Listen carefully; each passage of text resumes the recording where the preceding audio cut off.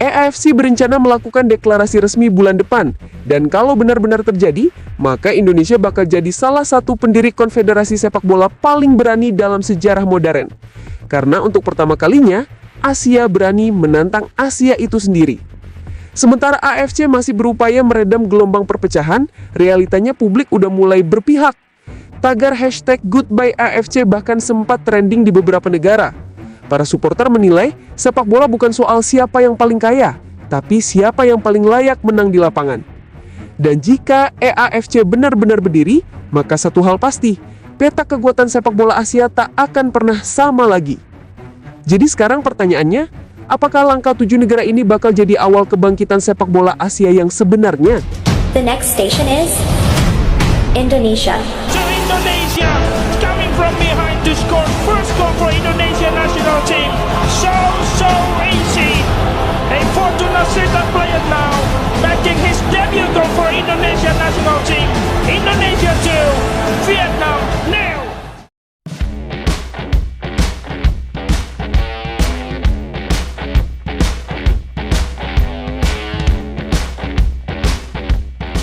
Di balik sorotan Piala Asia dan hiruk-pikuk politik sepak bola, 7 negara besar Asia di luar kawasan Timur Tengah akhirnya sepakat membentuk federasi tandingan. Mereka menamakan diri EAFC, East Asia Football Confederation. Sebuah langkah besar yang mengguncang fondasi AFC, bahkan menggoyahkan posisi para petinggi konfederasi yang selama ini didominasi pengaruh uang dari Arab, Qatar, dan Uni Emirat Arab. Langkah ini bukan muncul tiba-tiba. Tanda-tandanya udah terasa sejak Presiden AFC kemarin sempat bilang terang-terangan, uang di Asia Timur tak sebanyak di Timur Tengah. Kalimat yang dianggap menyepelekan negara-negara di luar blok Tim Tank itu langsung memantik api perlawanan. Dan hari ini, percikan itu berubah jadi kobaran besar. 7 negara, Jepang, Korea Selatan, China, Indonesia, Thailand, Vietnam, dan Australia akhirnya kompak keluar barang. Mereka merasa udah cukup lama jadi penonton di rumah sendiri. Selama bertahun-tahun, keputusan-keputusan besar AFC seringkali berputar di satu poros, uang dan pengaruh politik Timur Tengah. Negara-negara ini mulai muak, merasa mereka juga punya potensi, supporter besar, dan industri sepak bola yang gak kalah kuat. Tapi, selalu dikerdilkan hanya karena gak punya minyak. Indonesia jadi salah satu yang paling vokal. Setelah drama pengulangan round 4 kemarin, Federasi Sepak Bola Indonesia menilai AFC udah kehilangan arah netralitas. Bahkan beberapa petinggi federasi menyebut, ini bukan lagi konfederasi Asia, tapi konfederasi minyak. Keras, tapi itulah realitanya. Langkah Indonesia ini langsung diikuti dua tetangganya, Thailand dan Vietnam. Mereka sama-sama menilai sudah waktunya Asia Tenggara punya posisi yang lebih kuat di level global. Namun menariknya, Malaysia justru menolak bergabung. Federasi mereka bilang mereka tetap percaya dengan AFC versi lama dan masih ingin berperan di dalamnya. Keputusan ini langsung bikin posisi Malaysia jadi sendirian di kawasan ASEAN, sementara negara-negara tetangganya mulai melangkah ke arah baru. EAFC sendiri kabarnya bakal punya markas di Tokyo, dengan sistem kompetisi dan regulasi baru yang lebih terbuka. Mereka bahkan berencana mengundang negara-negara dari Asia Selatan seperti India dan Bangladesh untuk gabung di tahap kedua. Format turnamen antar klub dan antar negara juga akan dibuat ulang dengan prinsip kompetisi ditentukan oleh kualitas, bukan dompet. Tapi langkah ini tentu bukan tanpa risiko.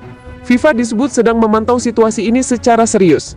Kalau EAFC benar-benar resmi memisahkan diri, maka akan terjadi dualisme dalam sepak bola Asia antara AFC yang didukung Blok Timur Tengah dan IEFC yang digerakkan Blok Timur dan Tenggara.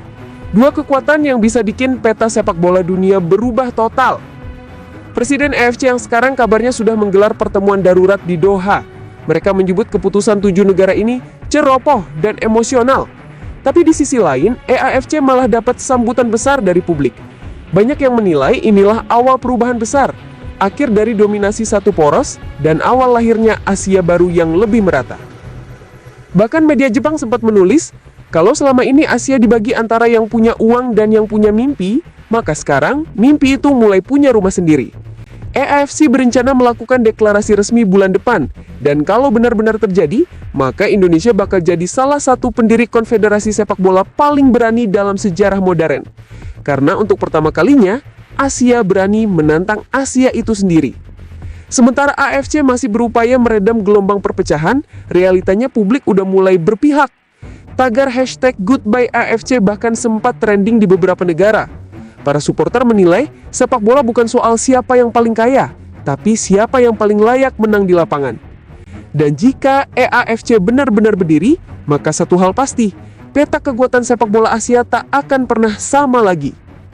Jadi sekarang pertanyaannya, apakah langkah 7 negara ini bakal jadi awal kebangkitan sepak bola Asia yang sebenarnya? Atau justru ngebuka babak baru perpecahan yang bikin Asia makin hancur dari dalam? Lu sendiri, kalau disuruh milih, ikut konfederasi yang punya uang atau konfederasi yang punya nyali?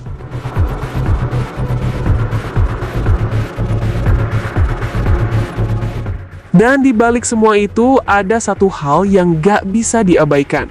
Setiap keputusan besar dalam sepak bola, selalu ada harga yang harus dibayar. EAFC boleh aja lahir dengan semangat baru, tapi langkah ini juga bakal ngorbanin banyak hal. Mulai dari jadwal turnamen yang bentrok, izin FIFA yang belum tentu turun, sampai kemungkinan boikot dari klub-klub besar yang masih terikat kontrak dengan AFC lama. Tapi, justru disitulah nilai perjuangannya. Kalau semua muda, gak akan pernah lahir sejarah baru.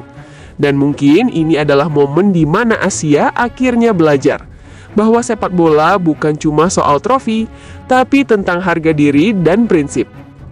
Indonesia, yang dulu sering diremehkan di kancah Asia, kali ini bukan lagi cuma peserta, tapi bagian dari poros perubahan. Langkah kecil ini bisa jadi awal dari sesuatu yang lebih besar.